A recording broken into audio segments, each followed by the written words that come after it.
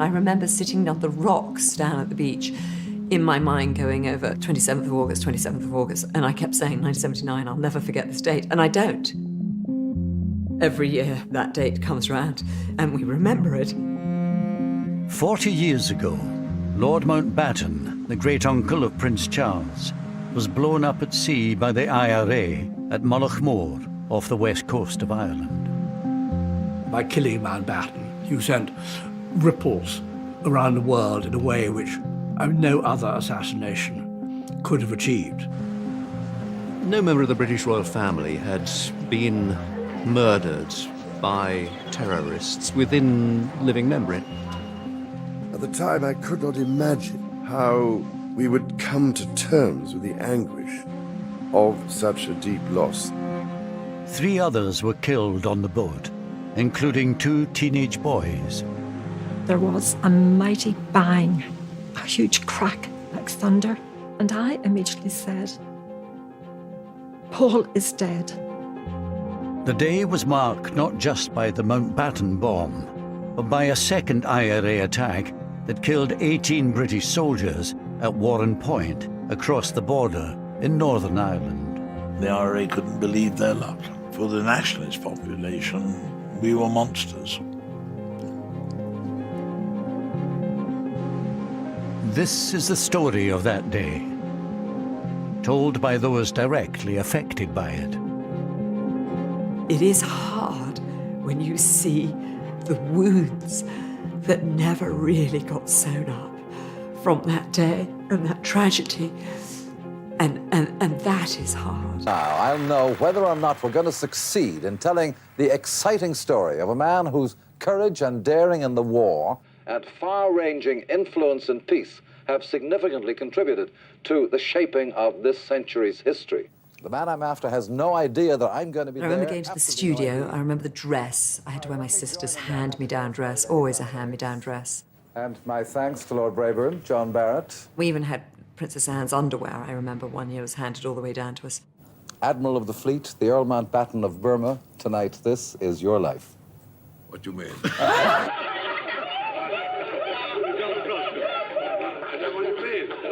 Inside here we have a whole host of surprises for you. Amazing that they managed to pull that off.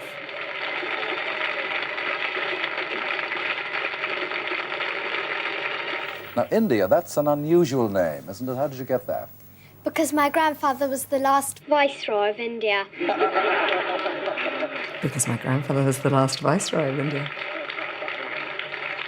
Of course, nowadays people say, what's a Viceroy?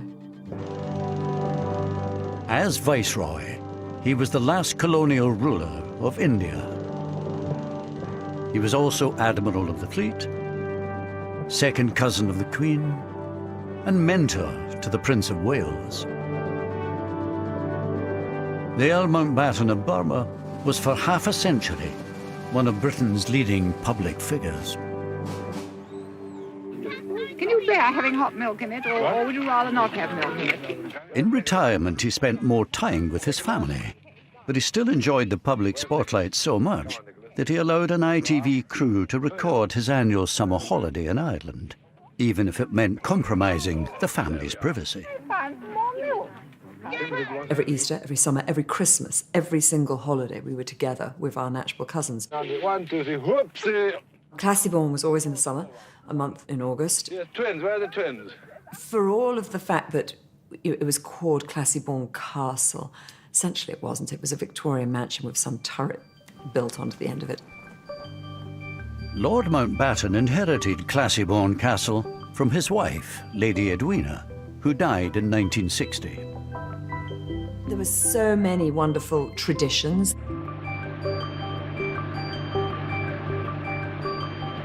The heart of the holiday was going out on the boat. I would go a lot on the boat. We all did. The building of the dams, that was absolutely a tradition and taken very seriously. Everybody knew what they had to do. Give it to me, I say, listen, you start, make the hole here. There it is, see? From here, then you start doing the dam. Out of the way, Fee. You see, he was admiraling, wasn't he? No, put it this way.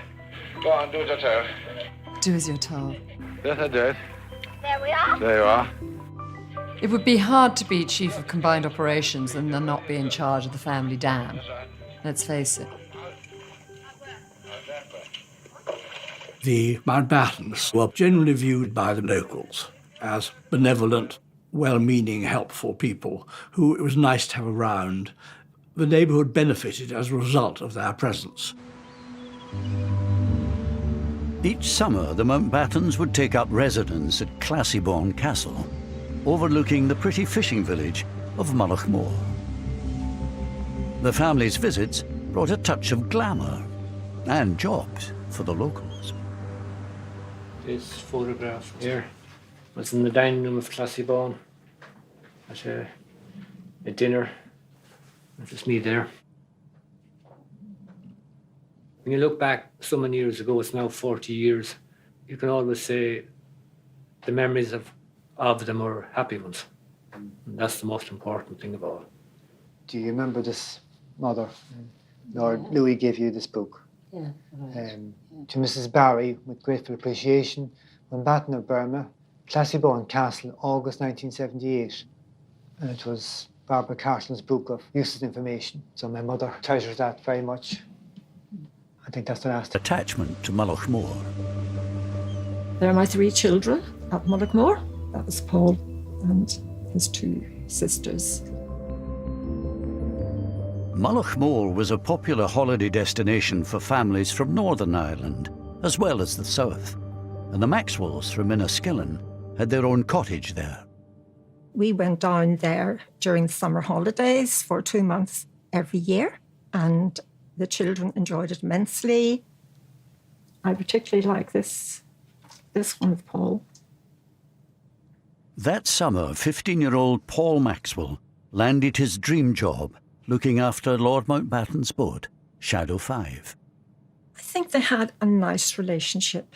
Paul would sometimes stay on the boat afterwards with Mountbatten and they would talk. And he told Paul about going into the Navy. And he said, you know, I went into the Navy when I was 12 years old and I saw active service when I was 16. And Paul said to him, were you not frightened, my lord? And he said, yes, but you didn't show it. And you can see Classiebawn in the background there, in the distance. Classiebawn itself had been a fairly early example of what you might call sort of English colonisation, in a sense that quite clearly they were intruders. The Irish obviously presented Britain as such and wanted us out. The Mountbatten summer retreat was in County Sligo, in the Republic of Ireland. Mullaghmore was only 13 miles from the border with Northern Ireland, where in 1969 a bloody conflict broke out.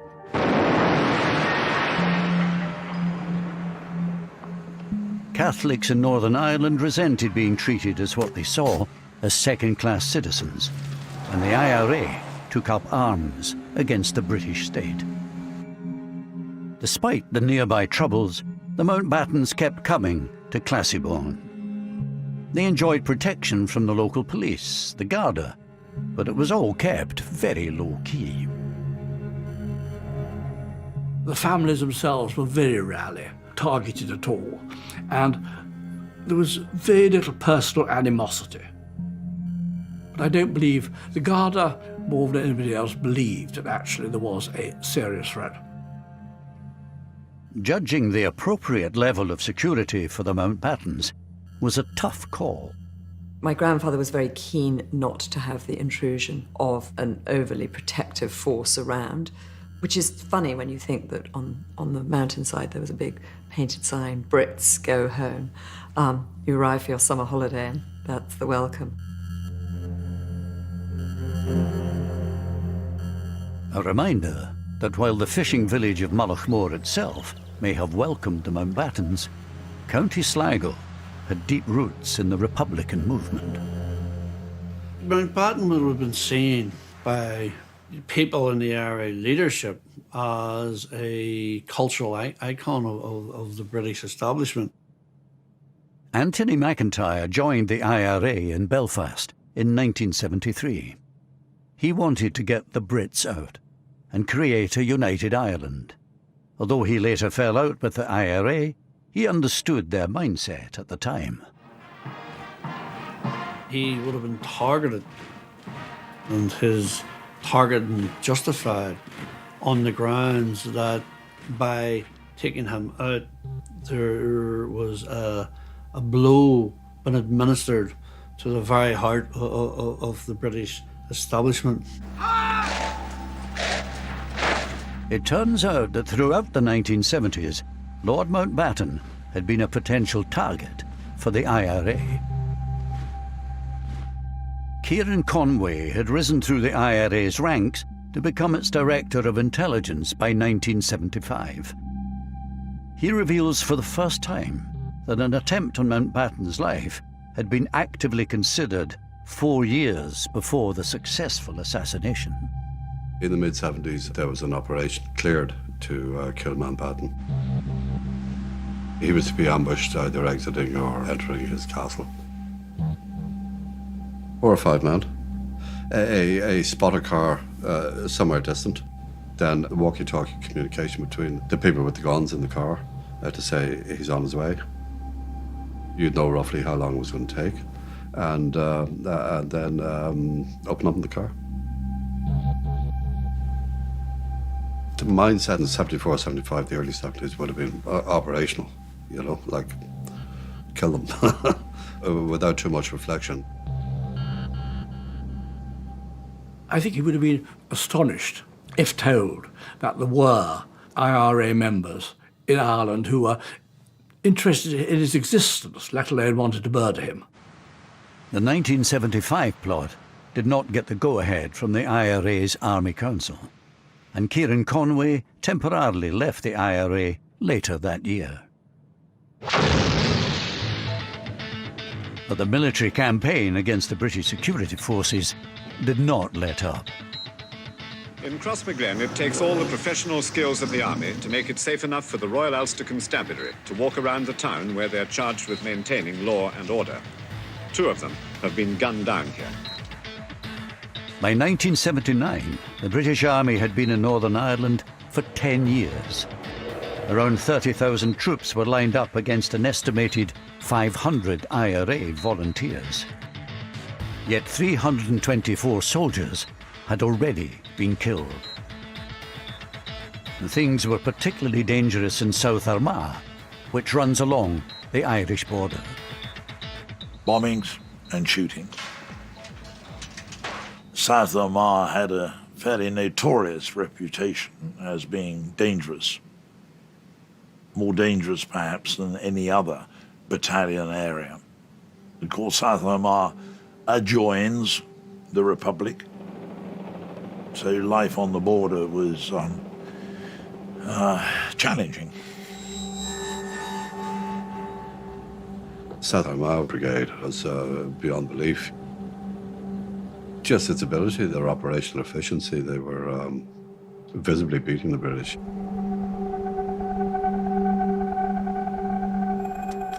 In the summer of 1979, the South Armagh Brigade was plotting 2 of the most ambitious attacks of the IRA's campaign so far.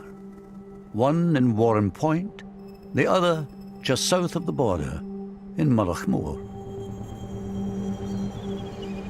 There, during the night of the 26th of August, the IRA planted a remote-controlled 50-pound bomb on Lord Mountbatten's boat, Shadow 5, sitting unguarded in the harbour.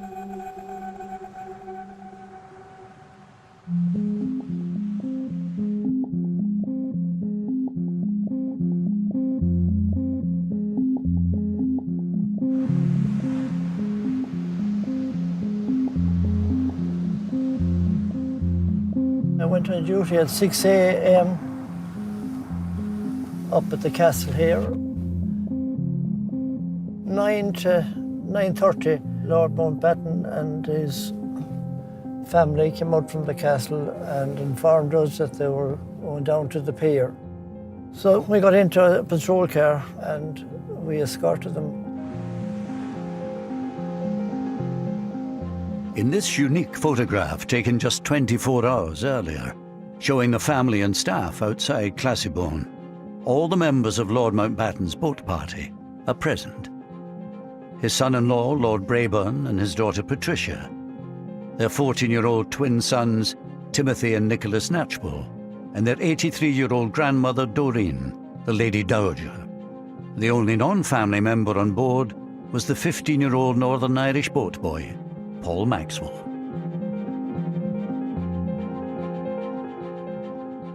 The day itself comes to me in flashes, rather like small explosions. I remember distinctly sitting in the library with my brother. My grandfather and the others had gone out of the boat, and Ash and I were watching on this crackly, fuzzy television screen, Laurel and Hardy. On that day, the 27th of August, 1979, I was sitting on the back patio with Paul's father and Lisa. Paul said, "Goodbye, Mum. See you in the evening." I didn't think that was the last time I would ever see him alive.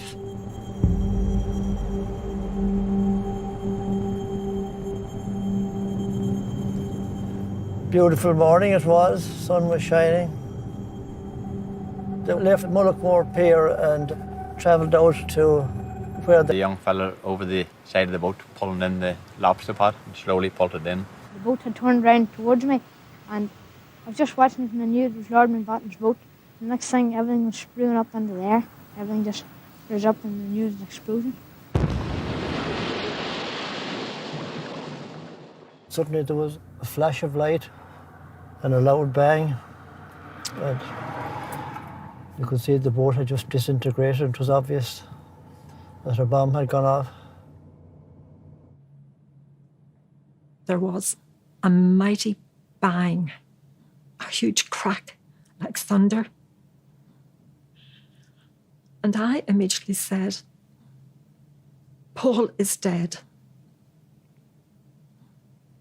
And I knew he was dead because I felt a part of me go. Mother, sister, and I were taken into the study, and before anything, we were asked to take these pills with a glass of water. I'd never taken a pill in my life before. And that, to me, was more surprising than anything of that day. I couldn't understand why I was being made to take a pill. Again, I think it's so reflective of the era that they were in 1970s, that someone would have had Valium on them, for God's sakes, and said, "Let's give it to the children." I mean, dear God, would you give an 11-year-old a Valium? I, for some reason, left the castle and ran down to the beach, which wasn't helpful at all, and incredibly inconsiderate of me now I look back. I remember sitting on the rocks down at the beach, in my mind going over 27th of August, and I kept saying 1979, I'll never forget this date, and I don't. Every year that date comes round, and we remember it, and it was just such an incredibly beautiful day, and on the rocks, this incredible view, and yet, destruction. I'm so sorry, I don't normally get upset. Perfectly ordinary day, that August bank holiday. I was helping to put together the lunchtime bulletin for Radio Ulster. Nicholas Witchell was a trainee reporter at the time in the BBC newsroom in Belfast. We received a tip-off from somebody we knew suggesting that there had been an explosion reported at Mullaghmore in the Republic of Ireland. I do remember forming the words on my pad, "Mountbatten dead." By now, all but one of the bodies of the boat party had been recovered. Lord Mountbatten and Paul Maxwell had been killed instantly. The 83-year-old dowager fatally injured. The parents of the twins were also seriously wounded, as was 14-year-old Timothy. His twin brother Nicholas was still missing.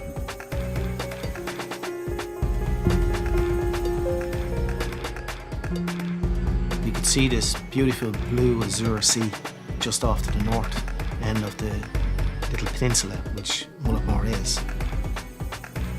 We could see a lot of debris, splinters of wood.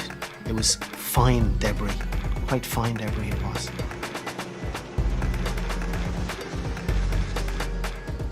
I was winched from the rescue helicopter.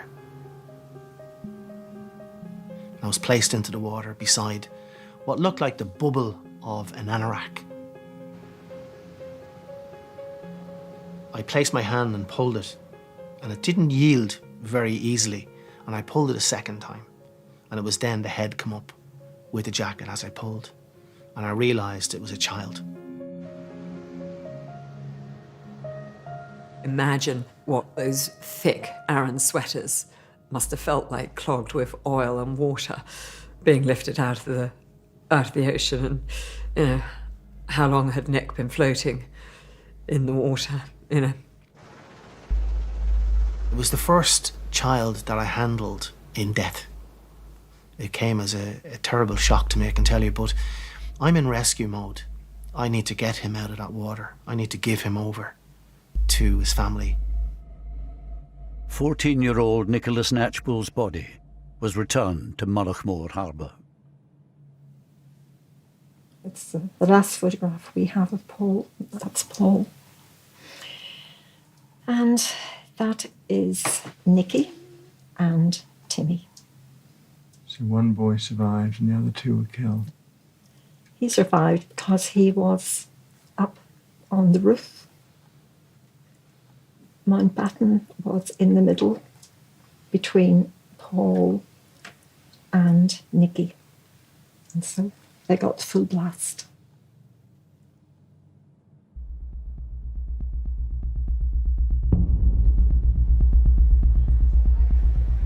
Later that afternoon, I had a phone call from a contact I knew within the Republican movement who asked, most unusually, to drive up to the Falls Road to meet him. Opened the door, he got into the car, sat down beside me, we drove on. Then he reached into his mouth like that, and drew out a small scrap of paper which was wrapped up in cling film, unwrapped it, and this was a telex message which contained the IRA claim of responsibility for, as they put it, the execution of Lord Mountbatten. The choice of the word execution is very deliberate. It is an attempt to imply that there was some kind of a justification. Execution implies a judicial process, clearly, you know, absolutely inappropriate. By killing Mountbatten, you sent ripples around the world in a way which probably no other assassination could have achieved. While people were still reeling from the news that a member of the royal family had been killed at Mullaghmore, the IRA's operations that day were not yet over. Now the British Army was in their sights. Later that afternoon, over 100 miles away, members from another South Armagh unit were lying in wait by the Newry River on the southern side of the Irish border. They were hoping to blow up a British Army convoy travelling along the road from Warren Point across the river in Northern Ireland by detonating 2 radio-controlled bombs that they'd planted earlier. One, a 700-pound device hidden in a lorry piled high with straw, was parked in a lay-by. The other, 1,000 pounds worth of explosive, hidden in a nearby gate lodge.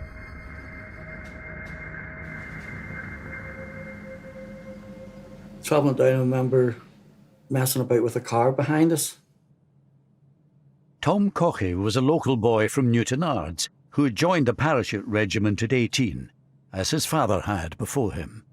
That day, he was a passenger in the lead vehicle of the 2-truck convoy. We had a packed lunch and we had oranges and we made little teeth out of the orange, you know, and there was a car with a lady and kids in it. And we were smiling at them, you know, that type of banter. 10 minutes later, we were blown up.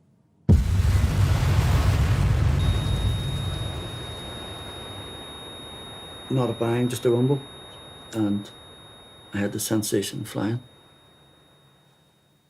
coming, not even coming to, just looking about, sitting there, and everything's just a mess.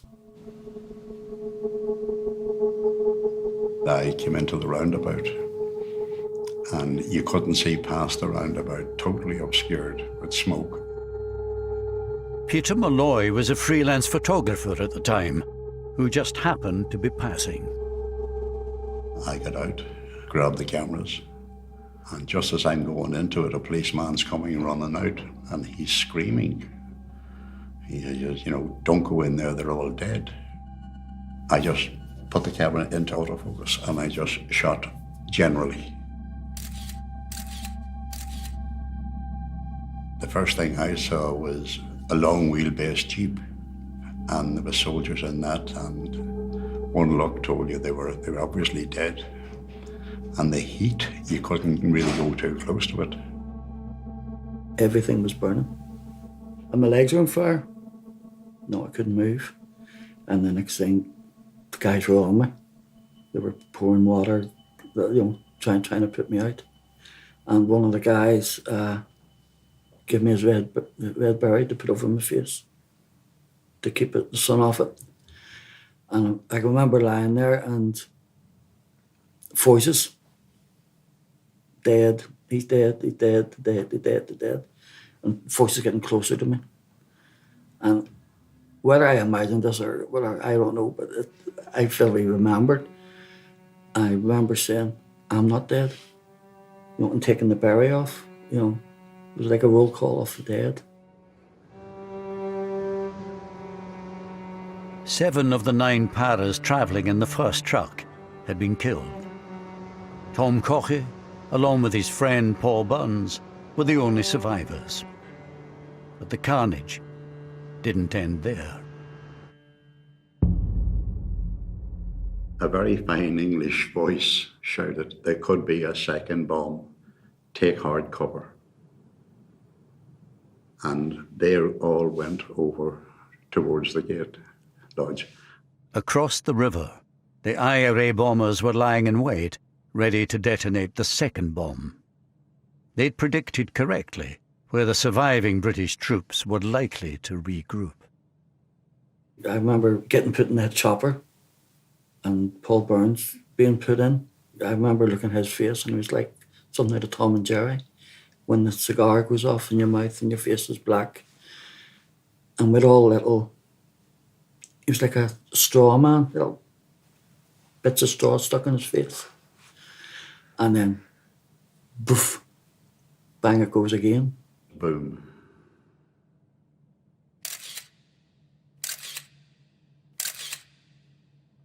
I was thrown back and I got up again. And it was over. Basically, it was over.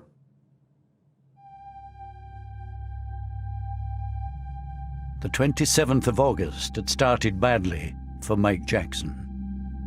The news came through of the Markle bombing and the death of Earl Mountbatten, amongst others, which was obviously very shocking. Now, as the news broke that his fellow paras had been ambushed at Warren Point, Jackson himself was called into action.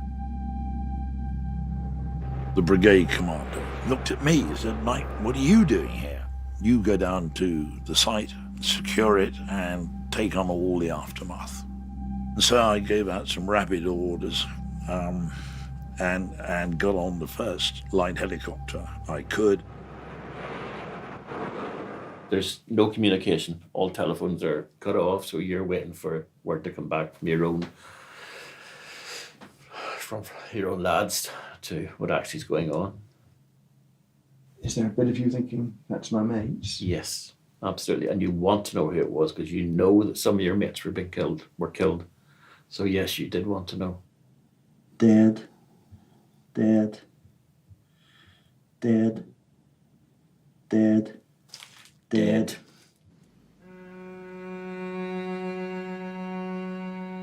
A further 11 British soldiers had been killed in the second explosion.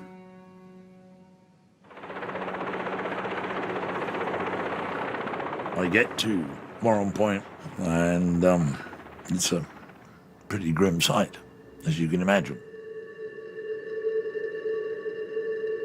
There were body parts pretty much everywhere, and the trees were everywhere. And those who had survived were in shock.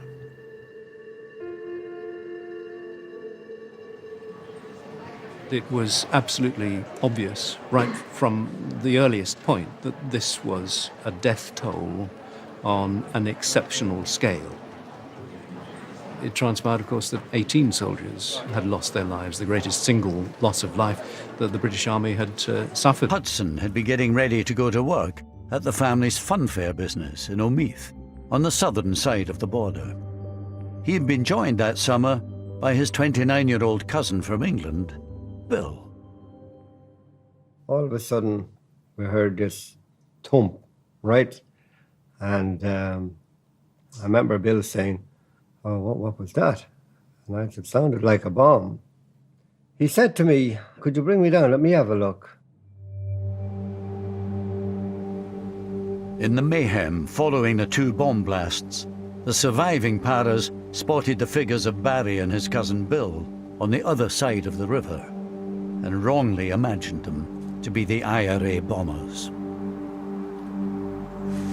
I could see the lorry burning, one with the hay on it. For a time you could see the soldiers coming in along the road there in the jeeps. You could see the red berries and that, you know, and I heard the ground being struck. And then I felt my arm like a stone hitting it. I thought it was something with stone maybe or whatever. And it was bleeding. And then there was more. So I turned and Bill was standing over there. The car was just parked up there and he was standing to the right, we'll say. And I shouted at him then to get down. And then you could hear more guns and branches cracking and that. So I ran like hell. And zigzagged up that lane. I've seen it in war film. I always thought it was a load of baloney, really, because you couldn't escape that. But killing the worst the security forces have ever suffered in Northern Ireland, coming as it does after the Mountbatten tragedy, must serve to only further heighten tensions in Northern Ireland.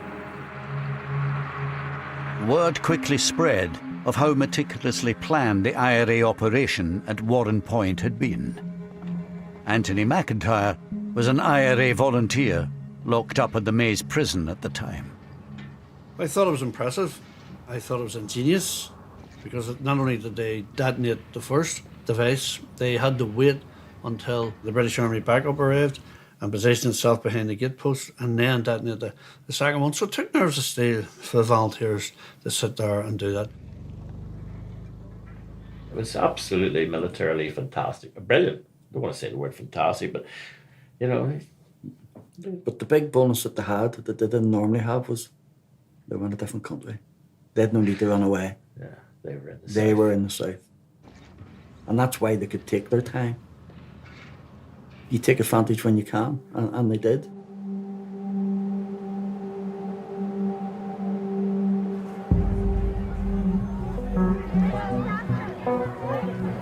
Will you please stand still and I will move? The attacks on Lord Mountbatten and the British soldiers made a deep impression on Mrs. Thatcher, who had been Prime Minister for only 4 months.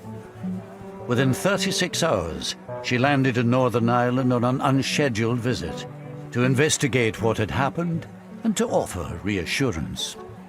When she went to Northern Ireland, I remember the walkabout in the shopping mall, which I thought was an extremely brave thing to do. Not because there was much risk of being shot in that environment, but simply because there would be a lot of people in the shopping mall who didn't like it very much. Mrs. Thatcher, we want the freedom of our country, and you're so good. She was a very feminine person. And it's not allowed us to tell. Yes, basically. She was profoundly moved. She didn't blub, but tears came to her eyes. Well, it could have been a lot worse. She only very rarely wept, to my knowledge anyway. And when she did, there was good reason for it. She's not everybody's cup of tea, I know that, but she was able to relate, and they to her, to the soldiers. Bodas here. Very doughty lady.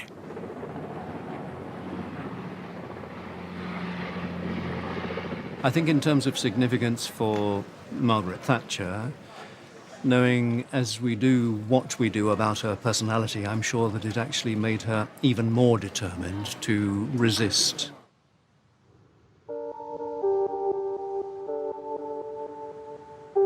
Mrs. Thatcher's flying visit did not extend to the scene of the Mountbatten bombing over the border in the Republic of Ireland. Here too, the events of that day had made a huge impact. While it was recognised that the IRA had pulled off 2 audacious military operations, in PR terms, opinion was divided. Almost everybody spoke with regret and shame about what had happened to Mountbatten. And that sense, this is our territory, how dare they do this on our territory? But there were a number of people, I won't say a majority, but there were a number of people who said what happened to Mountbatten was wrong. But as far as the British soldiers are concerned, listen, those that live by the sword die by the sword. This feeling was reinforced by the fact that 16 of the 18 British soldiers killed at Warren Point were from the paratroop regiment. The Paras were deeply unpopular on both sides of the Irish border, thanks to an infamous incident that had taken place 7 years earlier. There is no other single incident in Northern Ireland that unites nationalists of all colour, north and south, like Bloody Sunday does. Because to us, it was the deliberate killing of peaceful protesters on a march in Derry. 13 civil rights protesters were killed on what came to be known as Bloody Sunday. Here was the British Army turning its guns on the people it called its own citizens. And the soldiers responsible for Bloody Sunday were the paratroopers. So there was a particular feeling of general dislike towards the paratroopers. This dislike was felt particularly strongly by the IRA volunteers locked up in the Maze prison at the time. And how would you characterise the reaction of you and your fellow prisoners to hearing about the Warren Point news? Exuberance, exhilaration. All Christmases had come at once and come early. The IRA couldn't believe their luck. For the nationalist population, we were monsters. We were quite ruthless, quite callous, quite indifferent to the suffering of the relatives, and found the parachute regiment absolutely anathema. They were celebrating, and of course they were. You know, they had a good day. And doubly good in the sense, you know, with the memory of, for them, the memory of Bloody Sunday. Yeah, of course, yeah. Yeah, what's where the old saying come out, you know, 13 dead, not forgotten, we got 8. Aaron Conway, who temporarily left the IRA in 1976, is in no doubt as to who was in charge at the time of Mountbatten's assassination. I've absolutely no difficulty in saying that in 81 when I rejoined, and I wouldn't have said that until Martin died, that McGuinness was chief of staff. And your clear understanding was that he had been since 78? Yeah. Ultimately, as chief of staff, it would be McGuinness's responsibility, that operation. Yeah, that's right, yeah. Oh, that's the way it works. I mean, if you're the boss, you take responsibility for whatever goes on.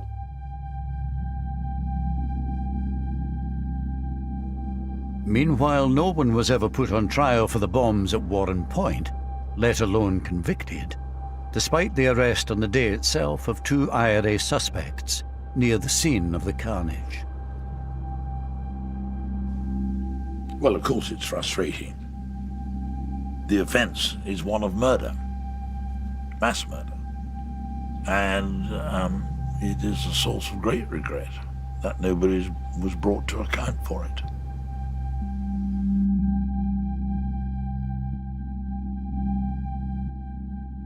In these past few days, the irresistible force, the political will, has met the immovable object, the legacy of the past, and it has actually moved it. It took another 20 years after the Mountbatten and Warren Point killings, but peace was finally established in Northern Ireland by the British and Irish governments at the Good Friday Agreement in 1998. This agreement is good for the people of Ireland, North and South. As part of the peace process, the IRA's prisoners were released, including Thomas McMahon, the sole IRA member convicted of the killings.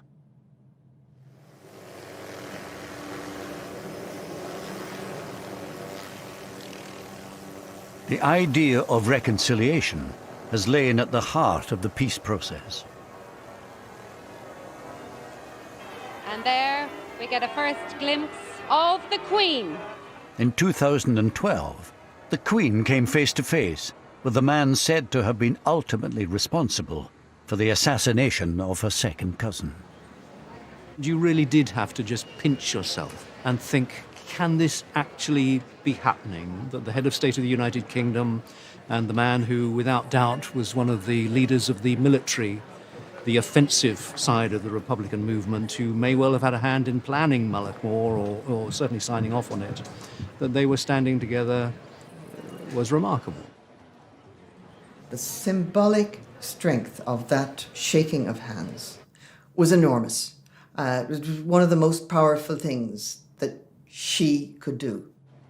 And she did it even though personally it may have cost her something. But it was terribly important that that was done. Only she could do it, and she did it. She's a more admirable person in the transaction, I think, you know. I think it was more difficult for her than for him.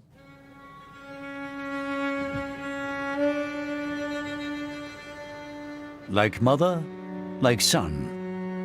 3 years later, the Prince of Wales made his own gesture of reconciliation. The events of 1979 had come as a double blow to him. He was Colonel-in-Chief of the Parachute Regiment, which had lost 16 of the 18 soldiers killed at Warren Point.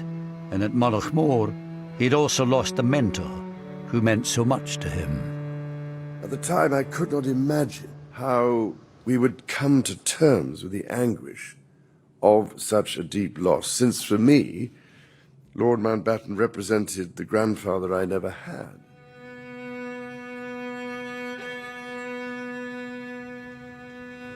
The poet Yeats once wrote, "And I shall have some peace there, for peace comes dropping slow." As a grandfather now myself, I pray that his words can apply to all those who have been so hurt and scarred by the troubles of the past. Problem with peace is you have to keep working at it. It's not a passive thing. It is always going to be a continuing responsibility on all of us in these islands to make sure that the conditions in Northern Ireland do not encourage the breakout again of sectarian tensions. We do not want to go back to that. So it's not a matter of peace coming dropping slow. Peace has to be worked at damn hard. 2 years ago, Martin McGuinness, the man widely believed to have been the IRA Chief of Staff at the time of the bombings, died. According to Buckingham Palace, the Queen sent a private letter of condolence to his widow.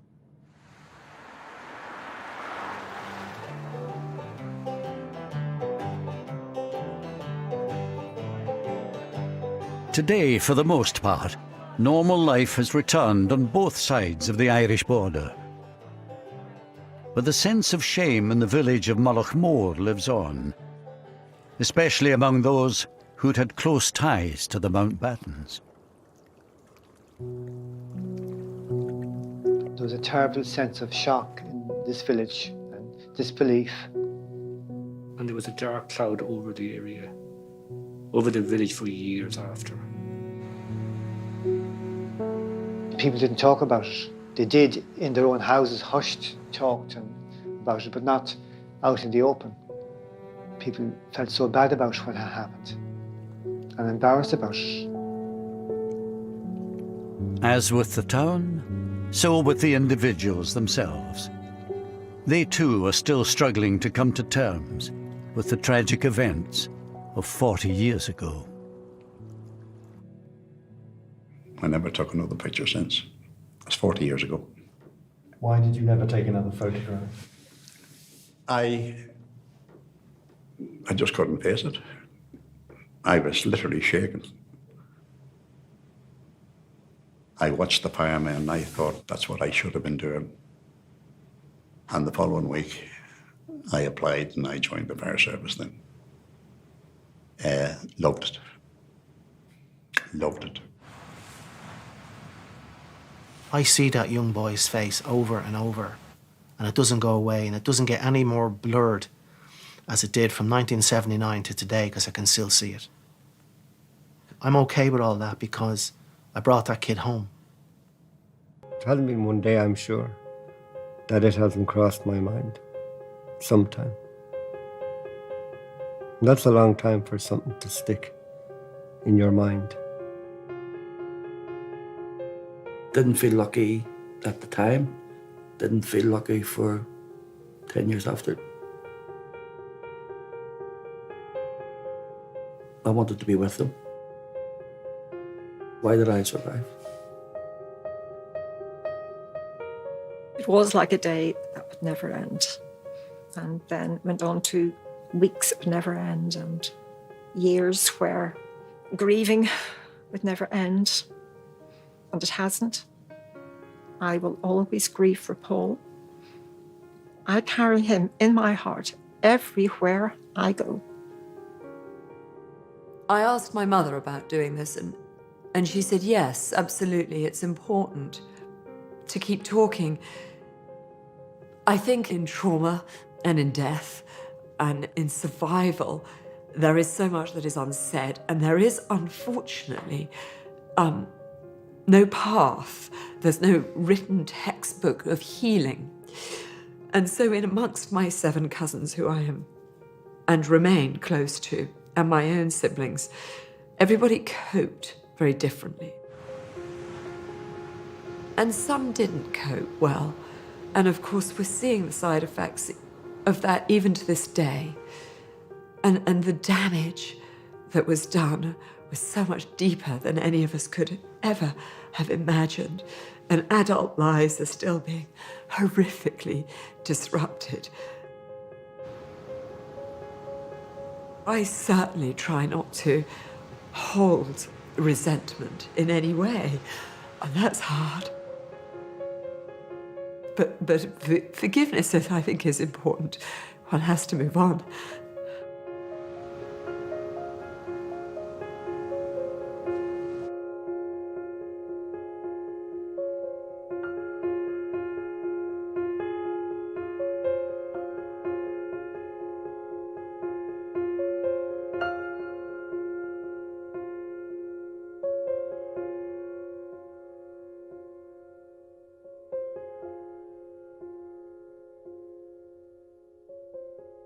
We all did. The building of the dams, that was absolutely a tradition and taken very seriously. Everybody knew what they had to do. Give it to me, I say. Listen, you start, make the hole here. There it is, see?